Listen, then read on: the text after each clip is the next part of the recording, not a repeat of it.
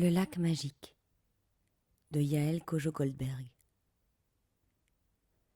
J'ai donné ma parole aux femmes de S Estate de ne jamais révéler l'emplacement de leur lac. Mais, même si je le voulais, j'en serais bien incapable. Un lac au Québec, au milieu d'une forêt des Laurentides, voilà tout ce que je peux dire. Abigail m'avait répondu très rapidement. Dans la liste des logements que j'avais repérés sur le site de location, les photos de sa maison étaient celles qui me plaisaient le plus.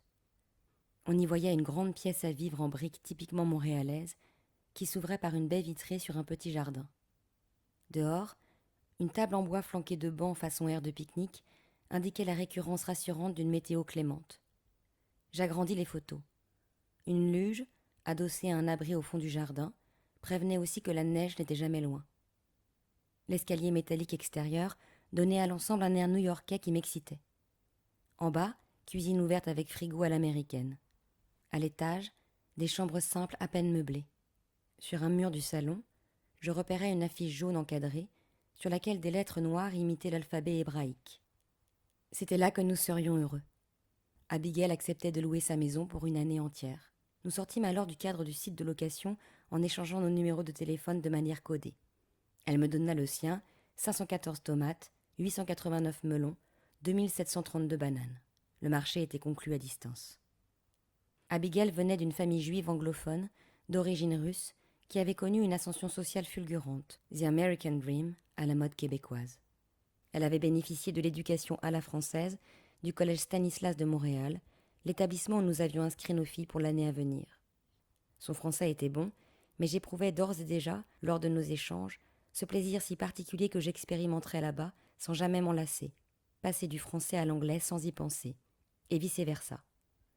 Mon anglais n'était pas parfait, loin de là, mais je savais qu'en Amérique du Nord, la tolérance était bien plus grande qu'en France, notamment sur ces questions.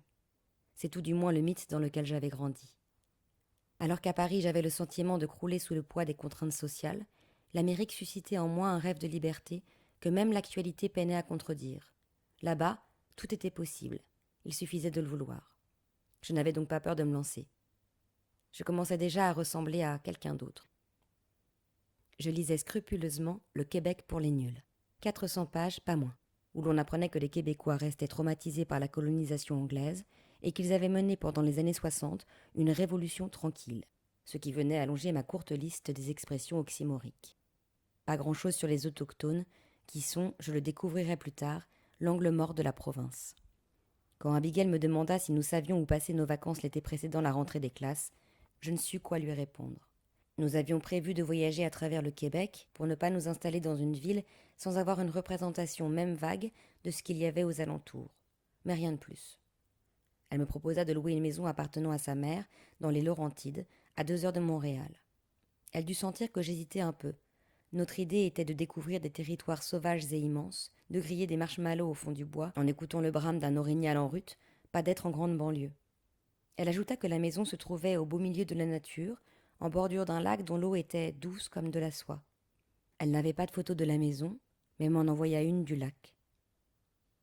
Au milieu flottait un ponton en bois sombre.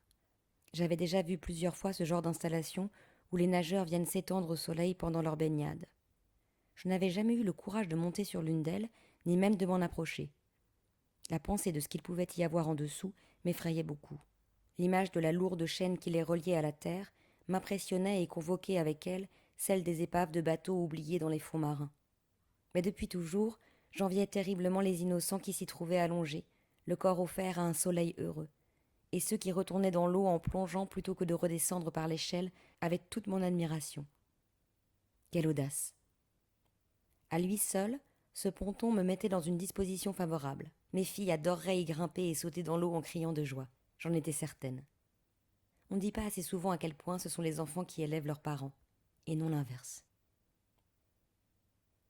C'était Le lac magique de Yael Kojo-Goldberg, lu par Pauline Ziadé. Le lac magique de Yael Kojo-Goldberg, apparu aux éditions du Seuil.